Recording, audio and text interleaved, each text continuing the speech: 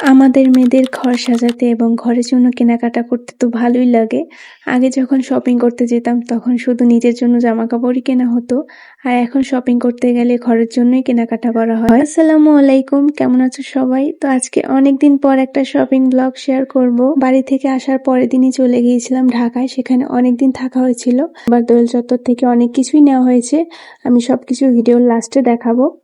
ঘর সাজানোর জন্য দোয়েল চত্বরে সবকিছুই পাওয়া যায়, আর একটু দামাদামি করে নিতে হয়। এর পরের দিন গিয়েছিলাম চকবাজারে, আর বাসা থেকে 5 মিনিটের মতো সময় লাগে। গিয়েছিলাম মূলত কয়েন প্ল্যান্ট কেনার জন্য আর কিছু টিউলিপ নিব। তো সব জায়গায় দামটা আমার কাছে বেশিই মনে হয়েছে। এটা যেহেতু একটা পাইকারি মার্কেট, কিন্তু সেই অনুযায়ী দাম সবকিছুর সেম না। তো টুকটাক কিছু জিনিস কিনেছি, আর এখানে অনেক সুন্দর সুন্দর ঘড়ির কালেকশন ছিল। আর মোটামুটি সব দোকানেই একটু বেশি দাম চাচ্ছিল। আমরা প্রায় সব দোকান ঘুরে ঘুরে আগে দেখেছি কোথায় কেমন দাম। এরপর গিয়েছিলাম ফুপির বাসায় মতিঝিলে, আর মতিঝিলে প্রত্যেক শুক্রবারই হলিডে মার্কেট বসে।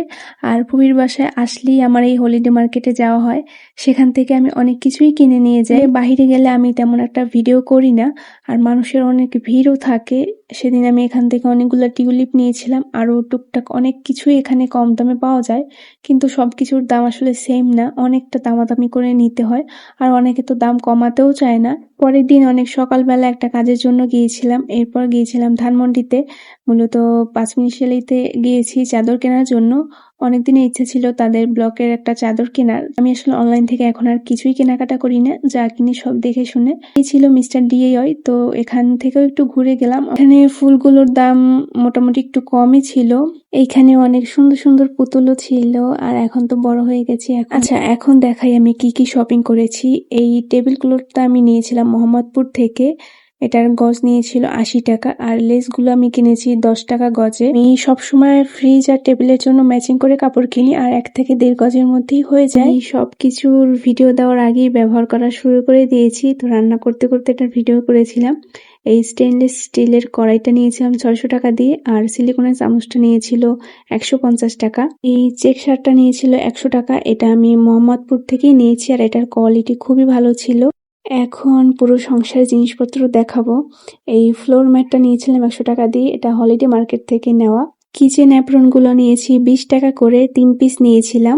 ভাবা যায় আমি 20 টাকা দিয়েও কেনাকাটা করেছি, আর এটাও হলিডে মার্কেট থেকে। এই সুন্দর ফ্লাওয়ার্স ব্যাগটা নিয়েছি 50 টাকা দিয়ে। চেক প্রিন্টের একটা টেবিল ক্লথ নিয়েছি, এটা বানানো ছিল, দাম পড়েছিল 200 টাকা। এই পিচ্ছি কুশন কভারটা নিয়েছি 50 টাকা দিয়ে। এই প্লেসমেন্ট গুলো নিয়েছিলাম, এখানে 2টা নিয়েছি, এটা নিয়েছিল 100 টাকা, আর এই ছোটটা নিয়েছিল 50 টাকা। আর এই আর্টিফিশিয়াল পেঁয়াজ নিয়েছি 120 টাকা দিয়ে।